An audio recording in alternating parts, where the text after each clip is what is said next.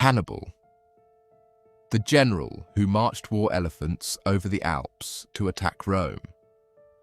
Rome considered the Alps a natural wall, an obstacle no invading army would ever seriously attempt to cross with any serious military force intact. Hannibal crossed anyway, bringing tens of thousands of soldiers, cavalry and war elephants through mountain passes in brutal winter conditions, losing nearly half his force to the crossing itself, then spent the next 15 years fighting inside Roman territory, undefeated in open battle, without Rome ever managing to drive him out.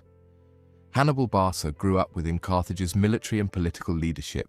during a period of sustained, deep hostility between Carthage and Rome, the two dominant Mediterranean powers whose competing territorial and commercial interests had already produced one major prior war,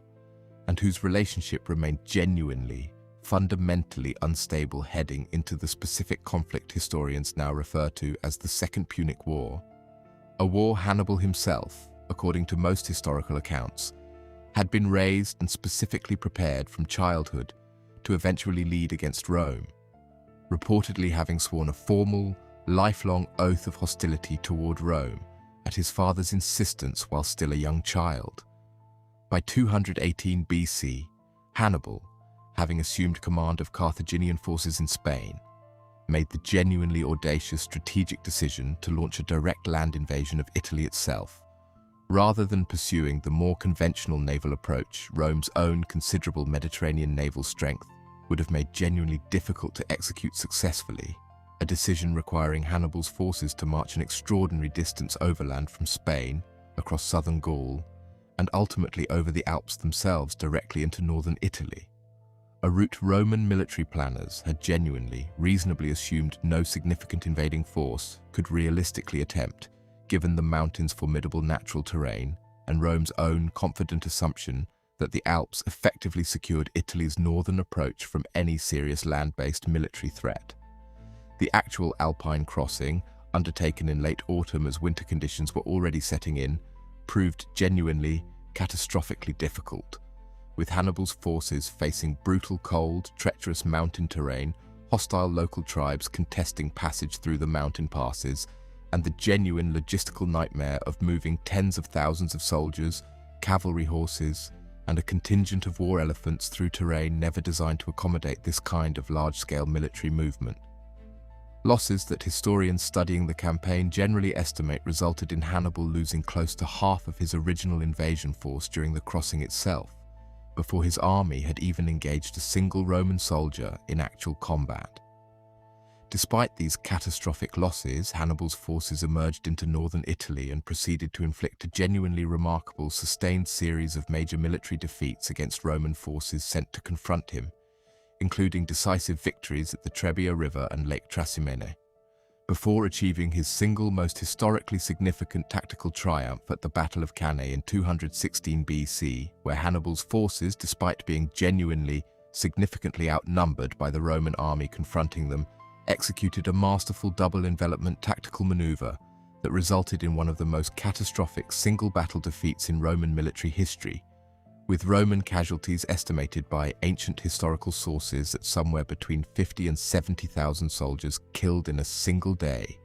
a battle still studied extensively within modern military academies as a genuinely foundational example of successful tactical encirclement. What made Hannibal's broader Italian campaign genuinely historically remarkable beyond these individual tactical victories was its sheer, sustained duration. Since Hannibal remained an active, undefeated military presence within Italian territory itself for approximately 15 years following his initial crossing, during which Rome, despite suffering catastrophic repeated battlefield defeats, made the specific, genuinely significant strategic decision to avoid engaging Hannibal directly in further large-scale open battles, instead adopting a deliberately cautious, attritional strategy specifically designed to gradually wear down Hannibal's forces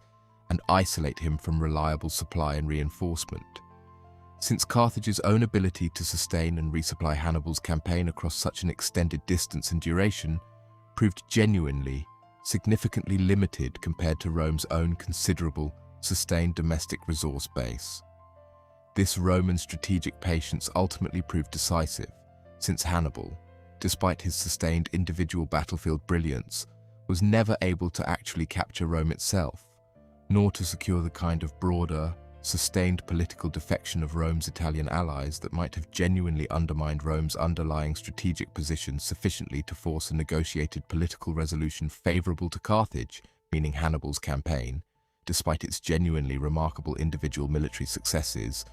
ultimately failed to achieve Carthage's actual underlying strategic objective of decisively defeating Rome. Hannibal was eventually recalled to North Africa in 203 BC as Roman forces under the general Scipio Africanus directly threatened Carthage's own home territory, and was ultimately defeated at the Battle of Zama in 202 BC, the first and only major direct defeat of his entire military career, a battle that effectively ended the broader war on terms genuinely significantly favorable to Rome, forcing Carthage into a considerably weakened subordinate position that would eventually contribute to the city's complete destruction in a subsequent, final conflict decades later. Hannibal himself survived the war's conclusion and continued a genuinely eventful subsequent career in political and military exile, eventually taking his own life around 183 BC rather than allowing himself to be captured by Roman forces during a later diplomatic dispute. A final act that historians studying his life generally regard as genuinely consistent with the same sustained, lifelong hostility toward Rome he had reportedly sworn as a child decades earlier. What makes Hannibal's campaign endure as one of history's most extensively studied military achievements isn't simply the individual tactical brilliance his major battlefield victories genuinely represented. Remarkable as battles like Cannae remain even by modern military academic standards, but the specific, remarkable combination of sustained strategic audacity and prolonged individual battlefield dominance his campaign achieved, a general who executed one of history's most genuinely audacious invasion routes remained undefeated in open battle against Rome for approximately 15 consecutive years, and ultimately still failed to achieve his war's actual underlying strategic objective. A genuinely instructive historical demonstration of exactly how individual tactical brilliance, however sustained and remarkable, doesn't automatically translate into genuine strategic victory against an opponent with sufficient underlying resources and strategic patience. If stories like this, where a general considered one of history's greatest tacticians still couldn't convert individual battlefield brilliance into actual victory, are exactly what you come here for, subscribe to The Grave Details, because history holds more stories like this than most people will ever know.